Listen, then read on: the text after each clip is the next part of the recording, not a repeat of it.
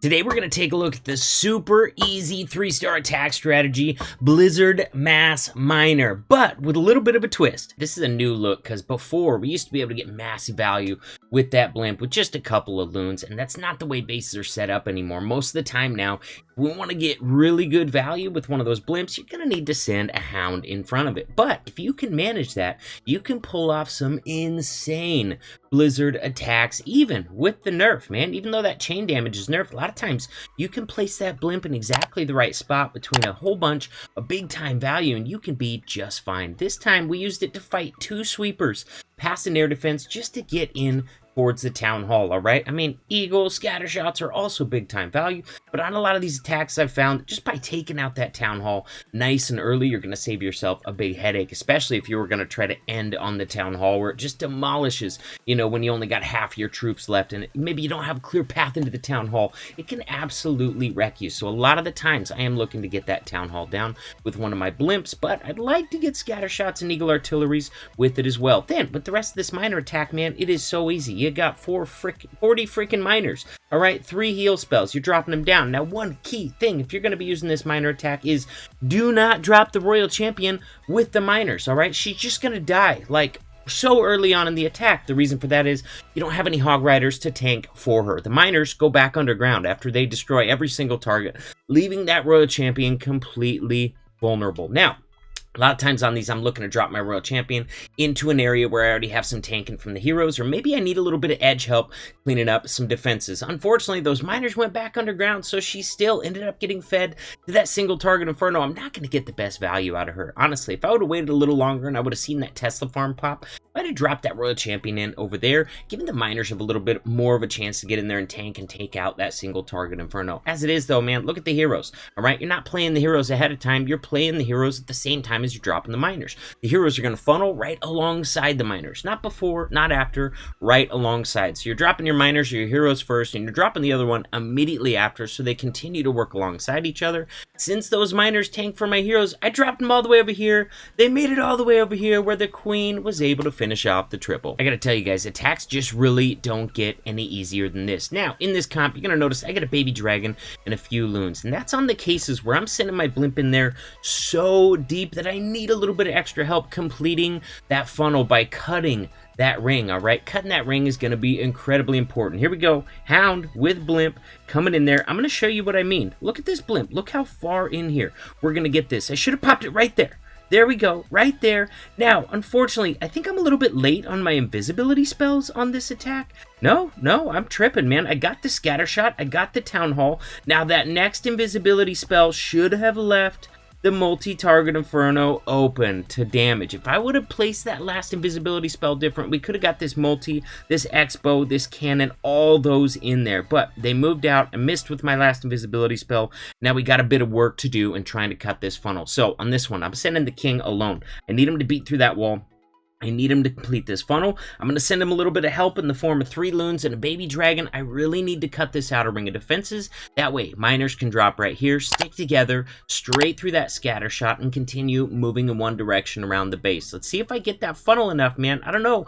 Oh, loons completed the funnel by taking out that cannon, so all of my miners are going to stick together. Now we got to get heal spells down on them before they die to that scatter shot, man. If you wait till they're too low on health to get that heal down, the next scattershot blast is just going to kill them anyway, so it ends up really not mattering a whole heck of a lot. So we got the miners in there. Look at this. We're dropping the royal champion in on an edge away from single target Infernos where she can help trim the path for the miners and still get some great value. Look at this. Royal champion's going to step in front of the queen now. She's already had to pop her ability since she didn't have that king in front of her, but with the heroes working together, we're going to get a little bit of tanking value from that royal champion from the miners onto the queen. And look at this, man. We do have a single target Inferno to end on, so I'm going to have to play that royal champion ability and try to keep those miners alive in front of her so we can get that single down. Boom, single target Inferno is down. That means my royal champion gets to survive and continue grabbing some value by picking off some of these last defenses. Let's go to ×4. We do have to end on a multi, but look at all the miners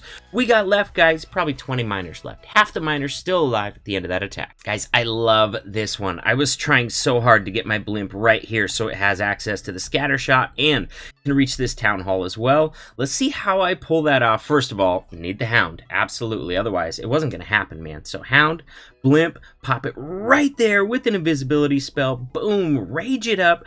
Get those invisibility spells down with a 4 count in between. I was like, do not go south. You need to turn around. You need to get that scatter shot, and you need to get that town hall. Not optional. You must do this. I was pretty worried at this point. They were never going to target that town hall. They finally did, as that last invisibility spell came down, and that's what I'm talking about, man. That's exactly the kind of value I want to get with the Blizzard. Now, I'm not too worried about the P.E.K.K.A. and the Ice Golem. Yes, my miners can kill them. There's nothing to spawn witches and tie them up forever. They'll kill them. They'll be held up a little bit, but ultimately they will be okay. Heroes going down right at the same time as the miners, right alongside, trying to push these miners into the core of the base. Now, my king has been locked onto, so I'm going to pop his ability. Generally, you want to pop the ability before he gets locked onto, but sometimes he can pull out of that range of that single once you pop that ability, so that's what we're going for right there. Now, the miners are taking some heat from that scatter shot, so I'm going to keep them healed and or invincible by that Grand Warden ability right there, so we can get that scatter shot down. Luckily, a few went in and targeted it, so we're going to be just fine. Royal Champion's going in to take out the single, but of course, the miners went back under, so the Royal Champion got targeted. Didn't matter, single went down. Now, coming into this last section, I knew from looking at this, it's got all the storages, it's got 2 bomb towers, it's got a king, it's got a Tesla farm. I knew there was going to be a ton of giant bombs in here, and that's exactly why I did not start on it, man. If you start in an area where you think there's going to be a ton of giant bombs, you're going to wreck a lot of your miners before you get even into the meat of the base. But by ending on it, man, I'm going to hopefully have a bunch of heroes left, which giant bombs really aren't going to affect that much. They're not going to do that much damage to my Royal Champion. They can kill 30 miners at a time, but they're not going to kill my Royal Champion all the way. And look at this, man. Miners are pretty much gone at this point. All those giant bombs I knew would be there, but all these Royals are still alive and finishing off the triple. Alright guys, next base up, and once again, we're trying to get into the core of this base. We're trying to get into the meat, get right next to this scatter shot and the town hall. To do that, I gotta pop it right on top of a bomb tower. So let's see if I manage to get any value. If I would have planned this better, I would not have landed my super wizards right on top of a bomb tower. Otherwise, it's gonna roast them. Oh, bomb tower goes off. They still have a little health. If there had even been a small bomb in there next to them, they would have died right after that bomb tower went off. Look at this. This scatter shot still has a sliver of health. Oh my gosh, you guys. So now what do we got? We got to try to cut this ring. This was, man, look at this, man. Baby dragon, loons are already gone. They didn't really get any value there. They didn't cut as much of that. Excuse me, baby loon and dragons are about to be gone, and they did not cut the ring for me, man. They didn't go to the wizard tower. They didn't take it out, so I do not have the ring cut. That means I'm probably going to lose some miners over to this right hand side. I just gotta hope at this point that most of them stick together and move to the left. Now, wizard, he's trying to complete that funnel. Go to the left, miners. We lose a few of them to the right, but not a whole heck of a lot. We probably still got 34, 33 moving together. That's a lot better than only half of the miners moving in one direction. So we kind of got it funneled, but definitely not completely. Now, we're running into giant bombs.